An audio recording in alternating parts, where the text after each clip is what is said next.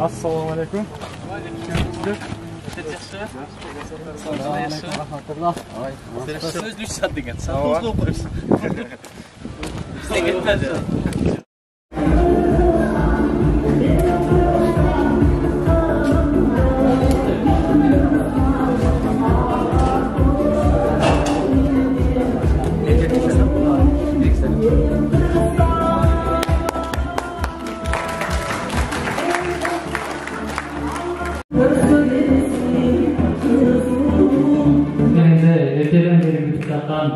Айылыбыздын тургундары аябай чарчаган болушуп, биздин да колдоп келип үлгүрдү.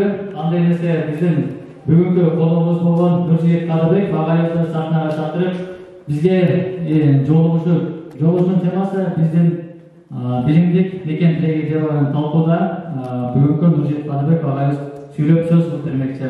Андай нерсе Нуржигит агай сизди сахнага чакырабыз. Assalamu alaikum.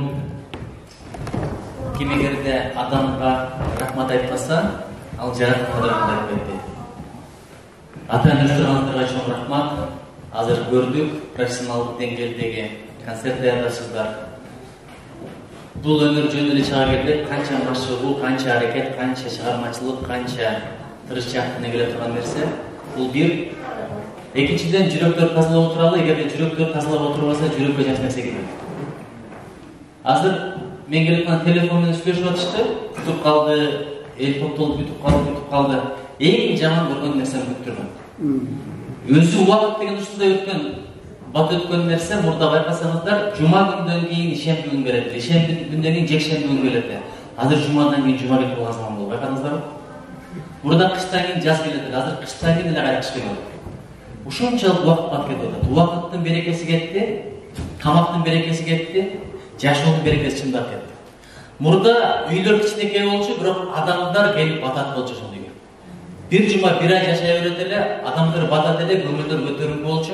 Азыр чоң үйлөр салынган, 3 адам жашайт. Ошол үйгө келсе туугандары жатып кете албайт, анткени батпай калат. Керек болсо өздөрү батпайт. Жылда жаңы курулуш. Не кыласыз десе батпай калды. Болот 3 адам. Өздөрү батат, бирок уюмдар батпай калат. Ошон үчүн үй чоң, бирок куту жок деген сөз бар. Бала көп, бирок тарбиясы жок, тамак көп, бирок даганы жок деген сөз бар. Чындай эле карасаңыз, оорунун санын билгим келсе дейт, дасторкондогу тамактардын саны бар дейт. Билбейм азыр кандай, азыркы дасторкондордо эми аттарын айтып бере албайм. Банан дегени бар, киви дегени бар, цитрус дегени бар, башкасы бар. Кээде шеренгенин данын койгонго жер таппай каласыз. Бирок оорун ошончолук койду. Мурда Бишкек шаарында Максат Ажикеме сүйлөсөм айтат, мен окууга келген жылы дейт, 1990 жылы барган экен. Болгону 2 аптека бар дейт. Шаардын бул жеринде адрестен бери бар. Бул жеринде дейт. Анча-мынча жумушум түшүп барып калсам, очередь жок болчу дейт. Аптека зеригип турат дейт. Азыр адам сайын аптека, дарыкана, ошол жерде адамдар качан болсо кезекте турат. Кээде кезеги келбей бир топко турасың, жазда күздө. Кыргыздар айткан экен го, караган гүлдөгөн маалда көөр болот адам. Андан кийин булактын башы муздаган кезде. Ошол учурларда барсам, шындап эле адамдар кезекте турган болот. Ошон үчүн ойлоно турган заман келди. Оор жөн келбейт. Адамдар өздөрүнөн кеткенде оор келет экен да. Күнөө кылганда, амалдан кеткенде, адамдан кеткенде, мамиледен кеткенде, ошон үчүн мен сиздерден суранат элем. Биринчи жүрөктөр тазалап отуралы, анткени күттүргөн өтө жаман нерсе. Өмүр батыл өтүп кетет. Жатсаң үйкүң калбаган, түн кыскарган бир заман дейт. Кылсаң ишин бүтпөгөн, күн кыскарган бир заман. Бул акыр заман белгиси. Ошон үчүн караңыздар, биздин апалар жалгыз өзү эртең менен турат эле, уйду саайт эле, сүт бышырат эле, каймак кылат эле, тамак кылат эле, ана карасаң жүндөрдү жайып, суудан сээп туруп, айланайын жанагы кийиздерди кылат эле, анан очокту жагалып бирдеме кылып аткан, кийип жууп аткан, тамак жасап аткан, конокко барып аткан, конок тосуп аткан, ошонун баардыгына бир эле үлгүрөт эле. Азыр бир жеңе үлгүрө албайт. Мурда энелер кимдин үйүндө келин бар, барып чай ичип берели деп топтолчу экен. Азыр кимдин үйүндө келин жок, ошол барып чай ичип берели дейт. Анткени жакшы кылсаң өзүңө, жаман кылсаң өзүңө, өйдө карап турсаң кайра сөт көзүңө дейт. Кийинки мезгилдерде ушу динден бир нерсени үйрөнүп атабыз да, кайненеге кайнана кызмат кылуу милдет эмес экен. Биздин алымдан айткан сөзү бар. Ибадат менен мейишти табасың, кызмат менен жараткандын өзүн табасың. Ошон үчүн убакыт ушунчалык кыскарды. Бирок кыска убакыт өтпөй калган эки учур бар. Не кылсаң да өтпөй тура берет да, кайсы учурда адам ооруганда убакыт өтпөйт, анан күткөндө убакыт өтпөйт. Ошон үчүн менин эртең мененки 6:55-ке билет алып берипсиңер, ошого самолетко отурдум. Самолетту жүрө эле жүр, түз эле Арсланбакка болуп коюн деп айта албайсың. Ошко келди, оштон бери не кылсаң деле 3,5 саат жол кетти. Бирок 9 болуп коюсуздар, ошондо келе турганда ол айга жасалат болду. Адамдарды күттүрүп, анткенчи алтын күмүштү бүгүн жоготсоң эртеге табасың. Бирок убакыт бир кетти, бир кетип калып албайсың. Убакытты таба албайсың, анан бирдекени айтайын. Бул окуучунун жакшы кийими бар, бул окуучунун жакшы кийими жок. Кудай кааласа, колуна киргенде бул да жакшы кийими бар. Мунун машинасы бар, тигинин машинасы жок. Буюрса бул да машина болот. Бирок мунун атасы бар, мунун атасы жок. Ата кайра келбейт. Мунун апасы бар, мунун апасы жок. Апа кайра келбейт. Ошон үчүнчү мен эгерде бир аз күттүрүп койсом, чындап өзүм каалаган жокмун. Чындап кечирип турайын. Кечиргендиктин белгисин билесиздерби? Бизде мындай. Кечирүү өтө маанилүү нерсе. Мен суранам, бирөөнү капа кылып койсоңуздар, же капа болуп жүрсөңүздөр, көкүрөктө өчүк болсо, көдөндө кеп болсо, дароо кечирип коюңуздар. Мүмкүн болсо толук кечирип коюңуздар. Кечирип кой деген бизде мындай да. Кечирип коесуң, кийинки жолу урушканда айтасың, де баягында мынт деген ошондо мен сени кечирдим эле дейсиң. Ал кечирүү эмес. Кечирүү деген болду, өттү, кетти, унуттум, кайра иштебейсиң. Жеңелер айтат го, мен сени баягында кечирдим эле деп өйлөр урушуп калат го. Кечирдимби, болду, ошо менен кетиш керек. Анан кийин намаз окуу деген өкүм бар. Туурабы? Ата-энеңди сыйла деген өкүм бар. Аяк ичпе деген өкүм бар. Ошол сыяктуу эле орозо тут деген өкүм бар. Ажыга бар деген өкүм бар. Кечирип кой деген өкүм бар. Адамды кечириш керек. Эгерде кечирбесе, өзүнө кыйын экен. Анткени адамдын капалыгы, адамдын кечирбестиги кээди денесинде жашайт экен, карындыш. Жашайт экен, бирок жөн чыкпайт дегенде адамды оор кылып, оор айланышат. Рак болгондордун көбү бирдеке катуу таарынып, кек сактап жүргөндөр. Ошон үчүнчү кечирип кое берели. Баардыгыбыз ылайдан жаралганбыз, ылайга жаныбыз тартып берет. Топурактан жаралганбыз, ошон үчүн кемчиликтүүбүз. Мен кече бир китептерди окуп отурсам, адамзаттын даанышман айткан сөзү бар экен. Адам толгон чөйчөк сыяктуу. Эмне болсоң да толтура албайсың. Кемчиликтер толтур. Ошон үчүн кечирели, бирок кечиргендин биринчи белгиси бар. Ал кандай белги? Жылмайы. Мен эчтен кирип келдим. Мен айылдын элинин пейилине абдан ыраазы болдум да. Ушу жердегилердин пейилине абдан ыраазы болдум. Негизи адам күткөндөмдө баш абагын түйүп, жаман көрүп, кол чапсам, чаппасам деп анча-мынча кыйкырып коюш керек болчу. Бирок кирсем, жадырап жана косуп алдыңыздар. Ошондо менин жүрөгүм жылыды. Менин жүрөгүмдүн жылыганы берген бата, мусафирдин батасы тиет. Ооматтуу болуңуздар, дөөлөт болуңуздар, келечегиңиздер кең болсун, эки дүйнөдө жагында бийик болсун. Чоң рахмат сиздерге. Өзү бүгүнкү иш-чаранын аталышы биримдик экен. Бирок бул жерде апалар турат, жаштар турат, аталар турат. Кайсыл тема жөнүндө сүйлөшөт? Ынтымак жөнүндө, Библия жөнүндө, тарбия жөнүндө, сүйүү жөнүндө. Не жөнүндө сүйлөшөт? Ынтымакпы? Мен сиздерден сураган элем, эми атайын алыстан келди. Бул жерде аталар турат. Мага окшогондордун жүзүнүн акылы бул аталардын чөнтөгүндө. Бул аталардын чөнтөгүндө. Ошон үчүн аталардын алдында туруп алып акыл айтыш бул адепсиздик. Бирок атайын чакырдыңыздар, мен даярданып келдим ынтымак деген темада. Кимдин колунда калем бар? Ким калемин көтөрүп келди? Ким дептер көтөрүп келди? Азыр мен ынтымактын кадимгидей формуласын айтам, ошону жазып алыңыздар. Анткени ынтымак бар жерде береке бар, ынтымак бар жерде оомат бар, ынтымак бар жерде сүйүү бар, ынтымак бар жерде рызык бар. Жок дегенде телефонго запись кылбасаңыздар да блокнот деген жери бар, ачып алып жазыңыздар. Анткени бул кадимгидей эле агай сабагы эрте сурайт го, ошондой сурайт турган сабак. Билесизби? Эмесе кетти, ынтымак темасына кайрылалы. Ынтымак бул береке. Береке деген эмне экендигин Япон кереметин сиздерге келдиби? Япон кереметин сиздерде китеби бар бул жерде. Ал китепти алып келиптирмин, бул жака башка китептерди алып келиптирмин. Береке деген ушундай нерсе, мен сиздерге айтып берейин. Бирөөнүн турмушу оор экен. Бир күнү түшүнө бир аксакал келиптир дагы, балам кыйналып жашап жүрөсүң деген экен. Сага бир 100 000 сом бар, ушуну айтайын деп. Десе, берекеси барбы деп, берекеси жок деген. Берекеси жок десе, анда кереги жок деп коюп туруп, эртең менен туруп эле өзүнүн аялына айтты. Түндө түшүмө бирөө кирди, 100 000 сом берем деди, албай койдум. Эмнеге? Берекеси жок. Аял деген аял да. Элдеги болуп жашасак болот эле, мен дене кийим алат элем, балдарымдын бут кийими жок. Курса аш, дасторконубуздан нан катуу, ошондон көрө албайсыңбы? Келесиң, кайтканда сага билдим эле, ушундай кылышын жүрөбүз. Gençlerle урушатты, сабыр кылат экен, аялга сабыр кылыш керек экен. Сабыр кылып, унутулуп калган мезгилде баягы сакалдагы үстүнө келиптир. Өткөндө 100 000 сом берсем албай койдуң эле. Эми 10 000 сом бар, аласыңбы десе, берекеси барбы? Берекеси жок. Анда албайм деп койду экен. Туруп шашып кетип аялына дагы айтып алыптыр. Аялы башына саламак беле алтын берекем деп. Баягы сөздөрдү дагы айтат, акмак келесиң, качан адам болосуң, 10 000 сом не ашы чөнтөгүндө жыртып атып деп тээп атып эле. Сабыр кылат экен. Aradan bir de ötköndüğünün bayağıdan düşüne verdim.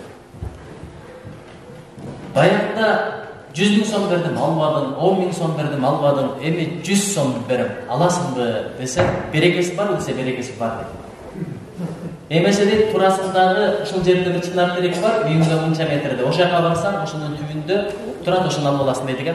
Çındap varsa, o yerinde 100 son jatıptır. Ala degen, gele degen, 100 son ornaya geledi azlık zaman, değil mi? Bazarda tamak arzan eken, Bişkek'te jarık boş tamakta gelmiyor. Ол жақта ба арзан екен, мұндайға шүкір. Келген, бірақ айға жоғаннан кейін бір кішінеге балық бар екен, балықты алыптыр, үйіне келіптір. Аялыдағы ұшатпен, шу, берекеңден шу. Бұға екеуізді қойғыз керек болсын деп бақшым. Аял болса дағы, жаман көріп, жидеген болса дағы аял да. Күйесін ептіп бір айнатып берейін де онан ичин кесіптір. Ичин кесті içine бір таш шыққан екен. Ал ташты өмірінде көрмепті бұндай ташты. Аял жалпын ашын жақшы білет па алтын көмешті. Бұл қымбат таш. Зергер досуна баршы десе, жалуатын оқшығын шығарып аркен, ошақтағы зергер досуна барса, анын алтын күміш сатқан, жақыт ташқан, сатқан, бермет сатқан дүкені бар екен, айтып тұр. Қайқан таптың деп тұр. Шындай болды десе, бұл таштың баш үшіншалық, мына дүкеннің үйім içindегі алтын күміш жетпей сатып албаймын деп тұр. Армен өр губернаторға бар деп тұр, губернаторда мен ала алмаймын деп тұр. Ал айтты премьер-министрге бар деп тұр, премьер-министр мен ала алмаймын деп тұр. Ана президентке бар деген президент ал мезгілде қадышады. Еми деп тұр, қарағылашы деп тұр, бұл ұшындай бір алтын күміш сағат деген екен. Бірақ мен саға орнына бірден өрім деген екен. Қараңыздар.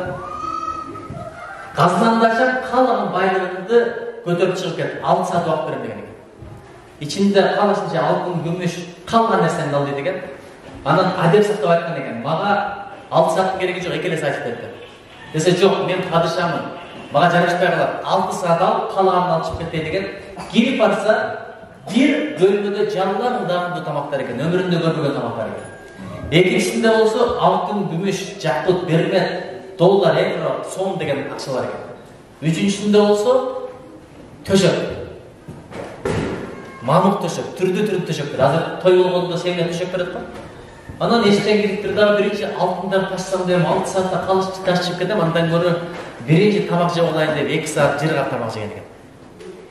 Анан дағы 4 saat бөледі, 4 сағаттан не қылам, ушынша чарчап келдім, бір жырға ұқтап алайын, үмітті мұндай мамықта мұндай рейбенде жатқан емеспін деп, ушындай ұқтап бір уақытта бір ой қотады дейді, қарашан желеттер дейді, 4 saatың 6 saatың өтіп кетті, жоғалдап айтады дейді. Ошентіп бір да алтын, бір да күміш албай шыққан екен. Көрдіңіз бе? Береке деген. Береке болса бар ғой, Алла Тағала бір таш арқылы өмір бойы жиғаныңдан да көп байлық беріп қойды. Bunun айтайын дегені, баяғы тамақ аш бар ғой, ошол нәпсі құмар болады екен. Падышаның бір бөлмесіндегі тамақ аш, ошол құмар екен. Ал енді мамық төшектер, мебелдер болса қайдыгерлік екен. Ал енді алтын күміш жақсы амалдар екен. Бұл уақытта, бұл жашолда ұйға оқшап, қойға оқшап өйле жеп ішіп өтіп кетіп отырғыз. Кеше бір тойға бардық, 11 қой сойды. Байқұш қойлардан не күні? 11 қой адамның құрсағы бір чөйшек тамаққа тойды. Уларын қой сояды. Түкінше байкасынан, түкінше жеңесінен, түкінше ағасынан, түкінше досынан, түкінше қошынасынан киріп атады. Айнамайын, адам жей беріп, адам ашқазаны бар ғой, ең жаман бүрсе деді адам ашқазаны деді. Қандай тамақ жесе, орының бүт тамыры шамады. Анан уақыттың кеткенмен, ертеңменен бір саат 12-де барған түнгі саат 3-ке шейін тамақ жеп отырасың. Аға шейін қанша ибадат қылсаң болады ме? Қанша кітап оқысаң болады ме? Қанша орындарына қабылсаң болады ме? Қанша ішіңді бітірсең болады ме? Аңызыңды естісең болады ме? Огородың қазылсаң болады ме? Шөбіңді орсаң болады ме? Байласаң болады ме? Қаянды жинасаң болады ме? Убакыт кетип атат, анан кийин кайрадан ашказанды өлтүрүп атабыз, дестолук өлтүрүп атабыз. Ошентип биз жанагы тамак аш менен кумар менен өткөрөт экенбиз, анан кайдыгерлик менен уйкусурап өткөрөт экенбиз, эмне болсо ошо болсун, акчанын башы ошо болсун. Бирок эң аягында келип жакшы амалы жок акыретке кетсек, аякта кыйналып калат экенбиз. Мына бүгүнкү ишти кылгандар бул жакшы амал кылгандар. Береке жөнүндө айтайын дегеним, кайсы жерде ынтымак болсо береке ошол жерде болот экен. Биринчи эрежеси мына ошол. Экинчи дагы айта турган нерсе, ким эгерде ынтымактуу болсо, жараткан Алла алар менен бирге болот экен. Бүт алам сен менен болсун, 7 миллиард адам бүт байлыгын, дүйнөсү сага иштетсин, курал-жарак армиялар сага иштесин, бирок жараткан сага каршы болсо сен эч ким эмес. Эч ким сени колдобосун, бардыгы кордосун, бардыгы тебелесин, бирок Алла Таала сен тараптуу болсо акыры жеңип чыгасың. Ошон үчүн Алла Таала ким тараптуу болот? Ким эгерде ынтымактуу болсо, ошолор менен болот. Үчүнчүсү, оомат оошот рызык чыгышат дегендер. Азыр грипп чыгат, анан ковид чыгат деп атасыңар. Ынтымак да чыгат экен. Байкайсыздарбы, өзбектер ынтымак экен деп туруп туура эмес го, тажиктер ынтымак экен. Бир сөз бар, өзбектин не деп коет эле, тажиктин такрары дейт, кыргыздын ыкыласы дейт, өзбектин сабыры деген бир сөз бар.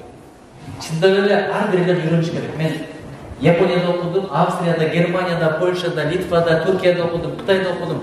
Ар бир барган жерде бирдеке үйрөнүп келем. Бизде жок сыпаттар бар. Биз эрежени сыйлабайбыз, алар эрежени сыйлайт. Биз мыйзамды сыйлабайбыз, алар сыйлашат. Бири-бири угушат, улуга урмат, кичиге ызат деген чындыгында ошол жак. Ошон үчүн ынтымак башкаларга жугат. Төртүнчү, амалдарды кылуу жеңил болот. Бир ишти кылам десең жеңил. Мисалы, бүгүнкү иш-чараны кылыш оңой болгон жок. Уюштургандардын чачагарын бекитиришти, туурабы? Мынчада келбей койгон, аяка чалды, буяка чалды. Эгер ынтымак болсо бир гана сөз болмок, бүгүн иш-чара болот. Адамдар келип топтолмок, биякта иш бүтүп калмак. Ошон үчүнчү, амалдарды кылыш жеңил болот.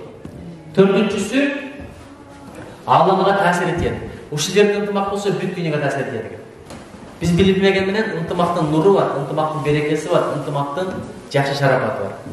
Андан кийинкиси өсөт, адам ыйманда өсөт, анан кийин сыпатта өсөт. Адамдын сыпаты бар, билесиңер да, акылдуу, илимдүү, билимдүү, кичипейил бул сыпаттар. Анан ыйман деген бул бирөө. Дарактын тамыры бар, көрүнбөйт. Бирок көрүнбөгөн тамыры болбосо, көрүнгөн жагы курап калат. Адамдын да көрүнбөгөн ыйманы болбосо, көрүнгөн амалдары жаман болот. Мал окшош болот, же айбанга окшош болот. Же жыртычка окшош болот. Ошон үчүн ыйманды өсөт деген, анткени эмнеге зулумдук жок. Ынтымак бар жерде зулумдук жок. Кийинкиси шайтанга жол жабылат. Адамдын эң чоң душманы ким билесиңерби? Ким айтып берет? Адам өзүнүн напсысы. Эң туура. Муну айтып эле жүрөбүз. Биринчи чоң душман бар. Билесиңерби, ал өзүнүн душманы. Ачык душман ал коркунучтуу эмес. Анткени ал душман экенин билесиң, андан жакшылык күтпөйсүң, андан коргоносуң. Эмне үчүн адамдар саткынчыларды кечире албайт? Анткени душман сатпайт, алыс эле душман жакын адамды сатып кетет. Ишенген адамды сатып кетет, сүйгөн адамды сатып кетет, тууганын сатып кетет, досун сатып кетет. Ошон үчүн саткандарды кечириш аябай керек. Илгери баш тарталы. Анан ошол душман, анан каршкыр душман. Анткени 100 коюн болсо бир каршкыр келип өлтүрүп кетиши мүмкүн. Бирок 100 каршкырга караганда бир шайтан жаман. Анткени каршкыр келип койлорду өлтүрсө, койлорду жолдон чыгарса, шайтан келип адамдарды жолдон чыгарат. Жаман амалдарды кылдырат, күйөө менен аяк буруштурат, ажыраштырат, дос менен досту душман кылат, ушак айттырат, кыйбат кылдырат. Бирок шайтандан дагы бир жаман душман бар. Ким билесиңерби? Жаман дос. Жаман достон алыс болбогу. Айтып атам го, анын сыпаты жугат. Адамдын эмес, керек болсо малдын сыпаты жугат. Төө баккан адам кекшил болот экен. Анткени төө кекшил экен. Ат баккан адам бир аз теке болуп калат экен. Эң эле жакшы кой баккандар кичпей. Карасаң кой такыр башын көтөргөн, жалаң башын мындай. Ошон үчүн жаман достон дагы өткөн бир душман бар, ал өзүңдүн напсың. Душман издеген напсы жетиштүү, дос издегенге жараткан өзү жетиштүү, өрнөк издегенге өлүм жетиштүү деген сөз мына ошол. Бир сөз. Кантип ынтымак болобуз? Ырысалды ынтымак деген жазуу менен ынтымак келбейт. Мурдагы президент убагында, Атамбаев убагында бүт Кыргызстан боюнча жазылып чыккан. Мен так айтпай эле коеюн, байлыкташыларды койгондор. Бул жактыкмын деп элирбей, бул жактыкмын деп көмүрбөй, жүрөлүчү бөлүнбөй деп. Ошол сөздүн кереги жок. Анткени кыргыздарда сөз бар. Бул жерде эстеп, бир гана сенсиң деген чыгармам сыртында бар. Жакшыны айтып жайылы, жаман айтпай жоюу. Ошол сөздөрдү айтканда адамдын эсине келет экен. Мисалы, түндүкмүн деп элирбей, күчтүкмүн деп көмүрбөй, жүрөлүчү бөлүнбөй. Өмүрүндө түндүк күчтүктү ойлогондо да ошону окуп алып туруп, ушундай деген бар беле, мен айткан болом деп ойлойт. Колдон келсе айтпай да коюңуздар. Ар бир райондун аты бар. Базар Тургун деген район, туурабы? Буну жалган айтпайсыңдар, бул түштүк, чыгыш же батыш деп. Сокулук деген район бар, Бакайха деген район бар, Нарын деген, Тяньшан деген ар бир жердин өзүнүн мындай деген аты бар. Же Кыргызстандын чыгышы батышы жок. Ошон үчүн Кудай бетин аргылсын. Айтпаш керек. Ынтымак бололу, бар бололу, бир бололу жөн эле сөз. Сөз чакырат, эдилге эришет.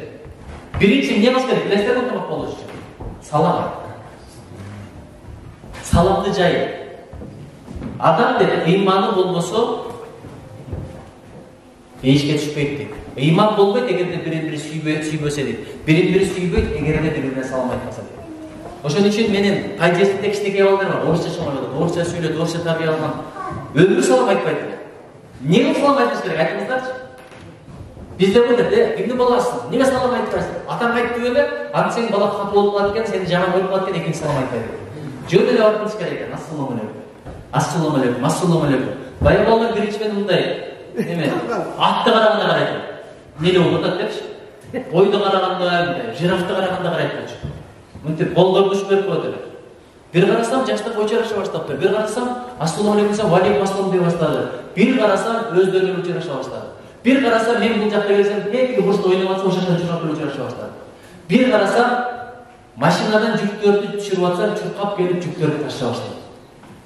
Ошон үчүн балага салам айт. Бала көргөнүн кылат деген ошол. Салам айталы, таанышка дагы, таанышка эмес дагы. Азыр мына жерде келет, байкасаңыздар керек, башымды чыгарып салам айтып келет, уктаганча. Ким жолбосо салам айтып берет. Мен светофордо туруп калганда бул жактага да салам айтып коем, ассалому алейкум. Бул жактага да салам айтып коем. Алар таң эле кылат. Сыр бермейт. Битте дагы байкадан көрдүм эле деп ойлоп калат депчи.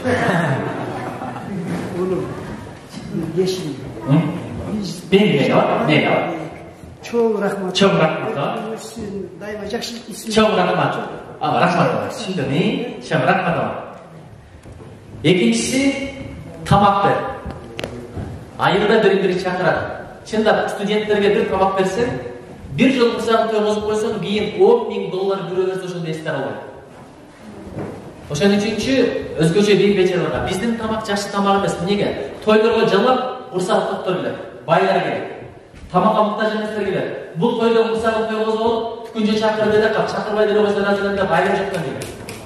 Ошон үчүнчү тамакты колдонбаса курсак ачтарга бер, муктаждарга бер. Жетим жесиндерге бер, студенттерге бер. Ошондо чынчалык жакшы болот. Чындап эле чай берип койсоң, аш берсең, ашың болбосо, кашың болсо, адамдардын ортосунда кадимкидей мухаббат, ынтымак пайда болот. Кийинкиси туугандыкты бекемде.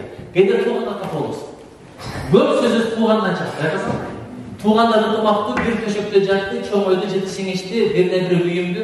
Анан баардыгы бирден аял койгонун, аялдар кандай болсо, аялдардын сөзүн сүйлөп бөлүнүп кетет. Эгерде акыретте дейт, сураксыз тозого кире тургандардын бири элди бөлгөндөр дейт, бир туугандарды бөлгөндөр дейт. Жеңелер, колдон келсе, арты бир туугандын жаманы жашырылып, жакшыны ашырат. Аңдышпай ойбойт абысын, акшымка карай чабытын дейт. Ошон үчүнчү аңдышпай мүмкүн болсо туугандыкты бекемдеш керек. Туугандыкты бекемдеш жакшы күндөр болмойт, тойлордо, жакшылыктарда, WhatsApp менен жазышканда, бирок кээде тууганым таарынып калат. Ошондо былдыйып калыптыр, таарынып калыптыр, менин милдетим өлөм деп кетип калсам, сенден Алла ыраазы болбойт, андан да ыраазы болбойт. Ошон үчүн тууганың сени чагып атса да аркасынан жалдырап турсаң, ошол жараттан ажырат керек.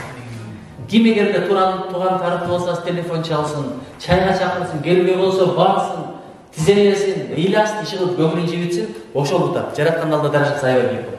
Эки адам урушуп кетсе дейт, ким биринчи кечирим сураса, ким биринчи салам айтса, ошону Алла Таала жакшы көрөт. Кийинкиси тахажжуд деген намаз бар. Түндөсү туруп алып, кети колду жууп, жараткан элим ынтымак берип, бир туугандар менен ынтымак болоюн, аялым менен ынтымак болоюн. Талаада жүргөндө аябай жакшы керек. Күйөө менен ынтымак болоюн. Кыздар, турмушка чыгасыңар. Бул өтө маанилүү. Балдар үйлөнөсүңөр, өтө маанилүү. Азыркы мен айта берейинчи, азыркы премьер-министр менин досум болот, ошол убакытта айтты эле, мен дуа кылганда, айланайын, Алла Таала сүйсөм, аялым эле сүйө берейин, мындан да көбүрөөк сүйө берейин деп андай дуа кылам деген. Бул жакшы дуа. Ошон үчүнчү бирибизге тилек кылалы. Ден соолук тилейли, өмүр тилейли, кадимкидей ынтымак ошондон бекемделе деген. Кийинкиси белектер, аялдарга жагылып анча-мынча келет. Өткөндө бир окуя болду. Туулган күнү 8 мартта же 14 февралда кыздарга, аялыңа 101 розадан букет берсе, сүйүнөт, бирок анча деп сүйүнбөйт. Анткени ал туулган күнү да. Обязательно алып келиш керек. А как же деп айтат да. Же болбосо 14 февраль бул да туура эмес майрам, бирок майрамда жүрүшөт, гүл беришет. Майрамда бар бул жаман майрам. Бул майрам эмес. Же болбосо 8 март менин майрамым деп алып кое берет. Ошон үчүнчү жөн эле майрамы жок эле күтүүсүз жерден эле бир роза берип берсек, ошол 8 марттагы 101 розадан артык болот. Без повода негизи жок берсең, аябай сүйүнөт да. Өткөндө эксперимент кылып келатса бир гүл турган экен. Алдындагы акырын кирип берсе, кыз менде жалгыз кыздарга гүл кичинекей кезде эле жагат. Кичинекей кызман берип майрам болуп кетти.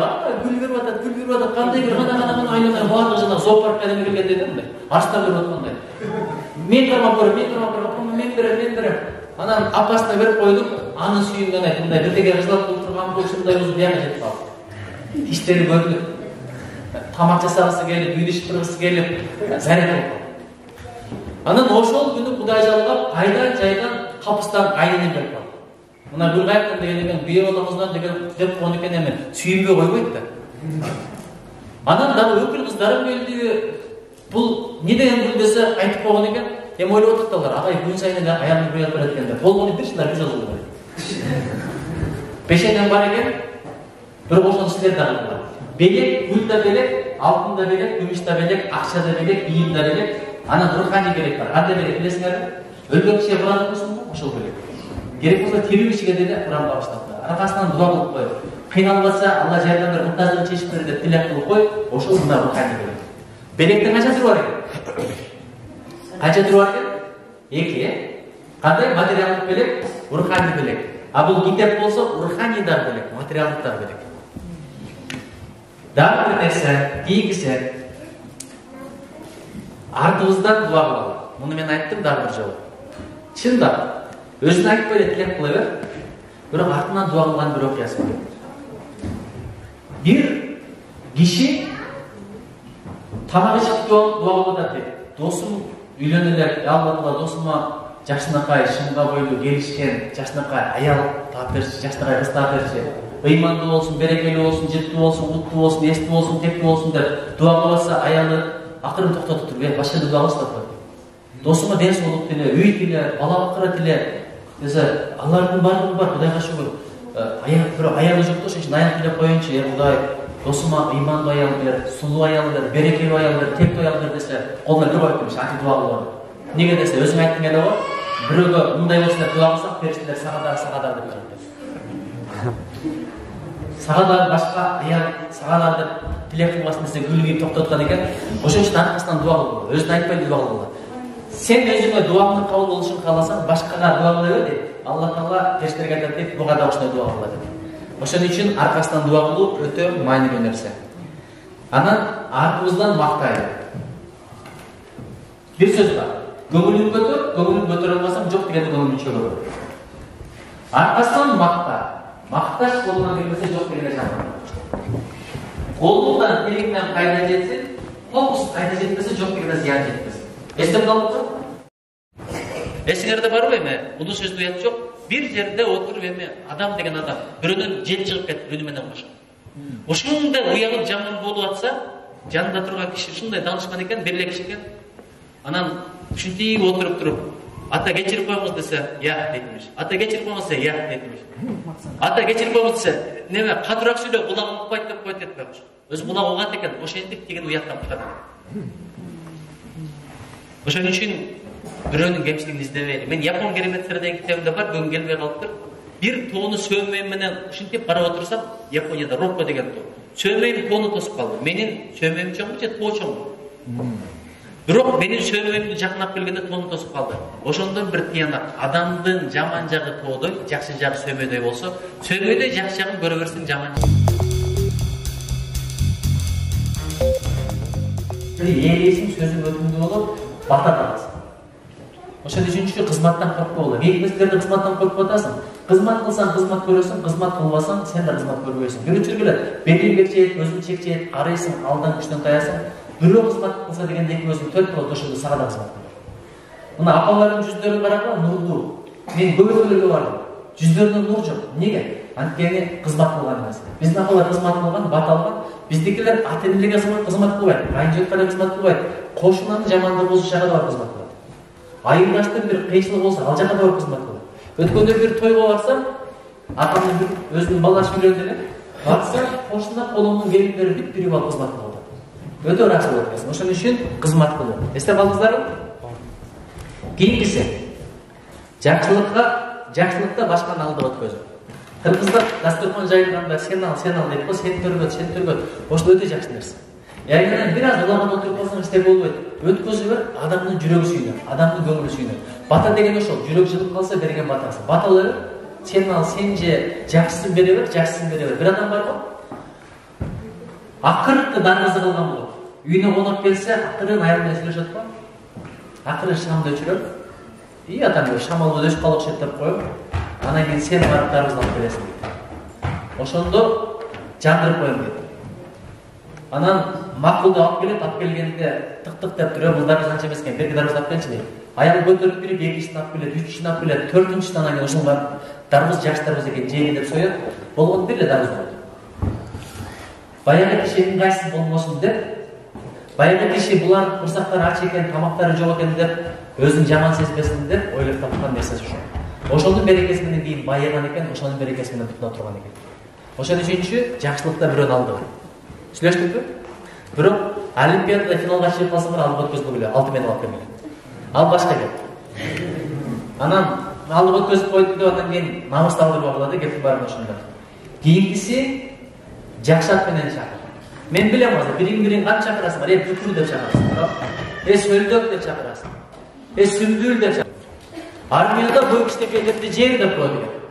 Жакшыларга кашы көзү карап алдыр деп таң сулуу деп коет экен армиядачы кеттер. Ушул туура эмес. Бирөөнү шылдыңдаган өтө жаман нерсе. Бирөөнү тураган өтө жаман нерсе.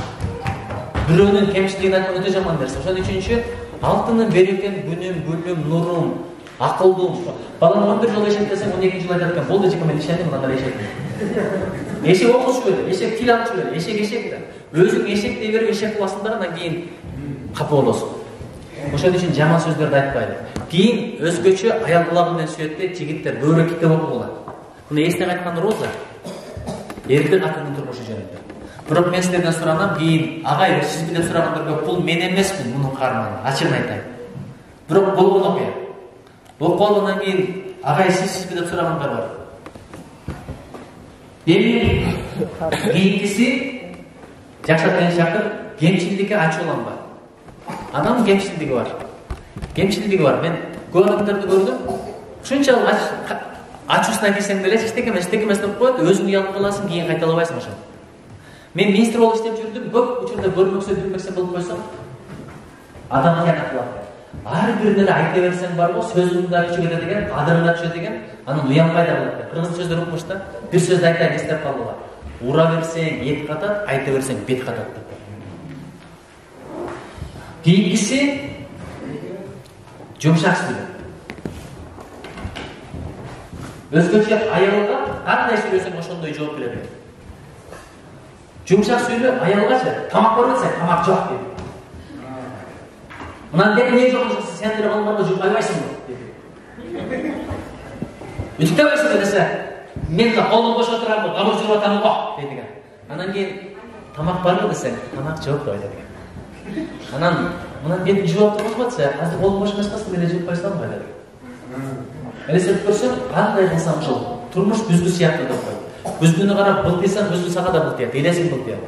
Жагырык сыяктуу, кыйкырсаң, десең, деген сөксөң, жагырык өзүн сөк. Ошон үчүнчү топтагы дуалып койсоң, гайры өзүңө келет, анткени ал жумшак, ал сынбайт. Бирок катуу нерсе, телефонду койсоң сынып калат. Адам катуу болсо өзү эле сынат. Бир Макенис Исаков деген кунг-фунун мастери бар, өзү көптөгөн жаш балдарды тарбиялап чыгарган. Ошол агайдын айткан сөзү эсимде калды, эстеп калыңыздар. Капырак айткандай внимание. Эки түр дарак бар дейт. Бири дуб, падыкеле терек, тал. Жаңгак дейбиз, мортуло, жаңгак мортуло да. Анан бирөө аябай икемдүү дарак экен, ал Кытай деген. Не деп коет айтор билбейм. Не деп коет эле? Бамбук аябай. Шамал болгондо жумшак икемдүү дарак жерге чейин жырлады. Шамал өткөндөн турат экен, жакшыраак сөйлөдү.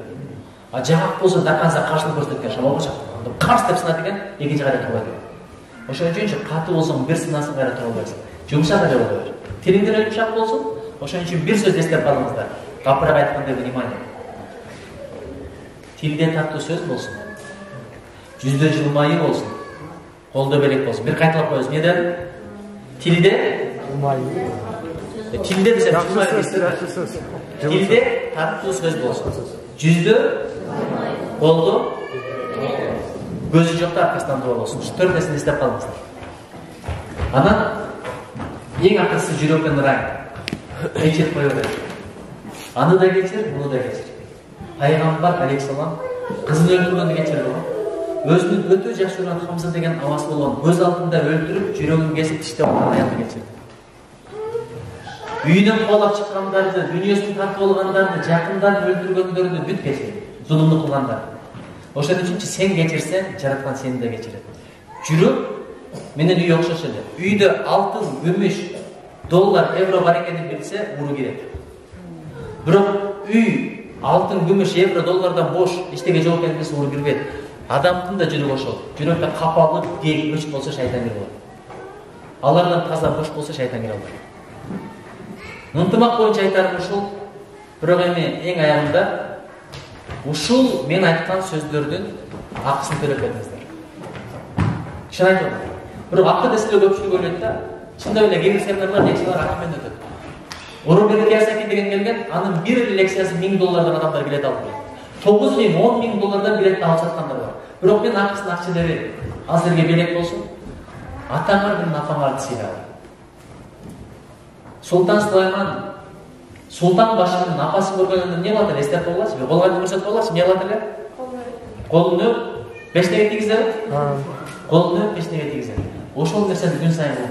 Келген атасы, апасы болсун. Йөрүчүр келет. Азыр апам менен атам төрдө мамыкта отурат кирип барса. Кроватта, диванда отурат. Ошол кроват, диван, мамык бош калат. Ыйлайсыңбы, сыздайсыңбы, кайра калбай келбейт. Мен мурдан айткам, азыр да айтам. Атамдын колунан бир жолу өпөптүм. Атамдын бешнесинен бир жолу өпөптүм. Атамдын бешнесинен бир гана жолу өптүм. Качан? Эртеге жерге берилет деген түнү. Боз үйгө кирип эч кимге айтпайт. Бешнесин ачтым да ошо менен коштошком. Ата тирүү кезде пахтадан көбүрөөк койгон. Кошоматтык арам нерсе. Чоңго, президентке, байга деген кошоматтык кылсаң, буга жооп бересиң. Анткени сен бир гана жараткандын алдында сажда кылышың керек. Бирок ата менен апага кошомат кылыш керек. Сөздүн эң соңунда тандадым. Анча-мынча кемчилигин айтып бербегил. Элестетип көрүп, өзү туулуп койгон бала, өзү чоңойтуп койгон бала келип алып кемчилигин айтып атса, өлгүсү келет да. Биз кимбиз, сен кимсиң? Ушундай көңүлүн көтөр. Сону сөздөрдү айт, кызмат кыл. Тилиң менен бир кызмат кыласың, бир билип. Колуң менен бир кызмат кыласың, анан байлык менен бир кызмат кыласың. Ойлогола, акчаң болсо, атам дес алдырам, кийиндирем, ойнотом, жыргатам, ага чейин деле эмне кызмат кыла бер. Ошон үчүн эч качан кайшайтпа. Атаке, апаке, алтынын береке. Бешнесинен өп, колунан өп. Атаңдын жетін аябай сагынасың бир жолу. Сагынгандан атаңдын кийимин алып жыттайсың, бирок атаң жок. Ата бир кеткенден кайра келбейт, апа бир кеткенден кайра келбейт. Жердин алдына бир түшкөндөн кайра эч ким чыккан эмес. Ошон үчүн азыртан баштап кызмат кыл. Өмүр бою жаман иш кылсаң дагы атаң менен апаң ыраазы болсо, Алла Таала кааласа, ошол күнөөлөрдү сооп айландырып коет дейт. Бирок өмүр бою ибадат менен жашасаң дагы атаң менен апаң капа болсо, ошонун баардыгы күнөө айланып, тиякта катуу жооп кыласың. Ошол керек эле. Анан агайлар, эжекелер суранат. Дуктан берели. Бирибизгечи жакшы сөздөр менен. Биз дук бербейбиз да, ошон үчүн дуктан берели. Өткөндө биз Айсулу көрүшүп атканда Алатай аянтты көрдүңүздөрбү? Мен ошол жерде болчумун. Акжол көрүшүп атканда Алатай аянтында. Ошондочу бүт кыргыздар 6 мүнөткө аябай ынтымак болдук да, бир нерсени ойлоп, бир нерсени каалап, максатыбыз биригип, жүрөктөр баштар биригип, ушинтип гана турдук. Эмне үчүн осундай ынтымак болгон 6 мүнөт болуш керек? Ошондой ынтымак дайым болуш керек. Эгерде биз ынтымак болсок, токтогул атабыз бири бар. Күн ачылып, жыл кетсе, булут кетсе аспанда күн ачылып жыл кетер. Ажал жетип күн бүтсө, кайран башын чылт этер. Баарын болсоң бир ооздуу душманын кантип бүткөдөр. Ошон үчүн баардыгыбыз бир ооздуу бололу. Бизге дук берели, көңүлдөрдү көтөрөлү. Сен батырсың, азаматсың деген сөздөрдү көбүрөөк айталы. Кыздарыбызды сулуусуң, татынакайсың, адетисиң деп берели. Адегенде сөз болот, андан кийин өзү болот. Биздин бир кемчилигибиз бар. Баланын жаман жагын азайтабыз деп антпен мынтпен дей береміз. Баланың жаман жағын қыз айтпайды ғой, жақсы жағын көбейте бер. Жаман жағы өзі жоқ болып кетеді. Егер антпен мынтпен дей берсең, бала бір күні қаласынан баштап көрінеді екен, кейін таптап қалаға көрінеді екен. Ошентип моқол, ошончолук бош, ереги жоқ балдарды өз тarbiyалап келебиз. Ошон үчүн Кудай калса баары жакшы болот. Бул эстен айткан болсо, дагы бир жолу айттым. Мунун каарманы мен эмесмин. Атайын алыстан атарып жолдордуп келдик. Көпчүлүк айтат, китебиңди алганча келбейсиң. Алганча келдик. Бирок бир жерде бекер берсең, адамдар кадыр билбейди. Бир калаттары да келип сурайт экен. Дагы төрттөр жаккада төрдө өтүп турат. Апарып туруп болуп коет, чаң басып жатат. Ошо кимге керек болсо өзүңүздөр алыңыздар. Кудайдын колдосун, орбосун, жолдосун. Чындап көбүрөөк китеп окуңдар. Анткени китеп дос, китептен акыл аласың, сөз баштан бери баштайт дейт. Бир суроо берейинчи, ага. Бутун кыйгап дейт. Кыйгап деген эмне? Мен китептен үйрөнгөн сөздөр. Бутун кыйгап келгендер. Çömür. Мына биякта чөгөр. Өзгөдө чөмүрдө келген. Бир сөздү ийиптеп отуруп канча нерсе үйрөндүм. Аксыга барсам, шашыр деген бар экен. Уктуңуздар беле, шашыр деген өчүн. Аны башка жактан көргөн эмесмин, Аксыда чаткалда. Кайрадан таптым. Сыңар кылыстан таптым. Насирдин Байтемировдун чыгармасында жашабай жатып, жашында туруп, элдин желки баскан дейт. Желки деген эмне? Мен ушун түшүнгөн жокмун, азыр издеп атам. Анан түкүн калдар деген аялды марту басты. Марту деген эмне? Көрдүм, өзүбүздүн тилди билбейбиз. Жумуш кылсаң мудаң, истей көрбөй илдекер. Мудаң да билбейбиз, илдекер да билбейбиз. Бирок Хабиб кайсы бойдо канча секундта кимди унутуп алганын билебиз. Роналдо кайсы секундта канчанчыга гол киргизгенин билебиз. Мессинин шортасынын размерин билебиз. Кече бир күрөп аткарган кыз келди, кыргыздын баары жинди болуп калды. Эми адери чеченин эле кыз экен, ошондукта кийинип келеби. Аны биз кеч пайдасы жок. Андан көрө өзүңдү тааны, жаныңды бай, тилиңди үйрөн, салтыңды бил, тарыхыңды бил, тилдерди үйрөн, өз өн билим ал. Окуйбузбу? Кудайдын колдосун. Чоң рахмат сиздерге. Ага, инстаграмда чоң рахмат. Келип болбайсызбы? Чоң рахмат. Кел. Ушул балдар менет кылып 100 уктап аткан адамды ойготуш үчүн бир адам жетишпейт. Ошол ойготкон балдар ушулар. Бүгүн келдик, жазган жоксуздар, балким эсиңиздерде калды. 100 адамдан 10 адам кайда көрсөтүп чоң жеңиш. Биз да келгенибизге ыраазыбыз, сиздер да ыраазы болуңуздар. Ушул жигиттерге Кудай урмат берсин.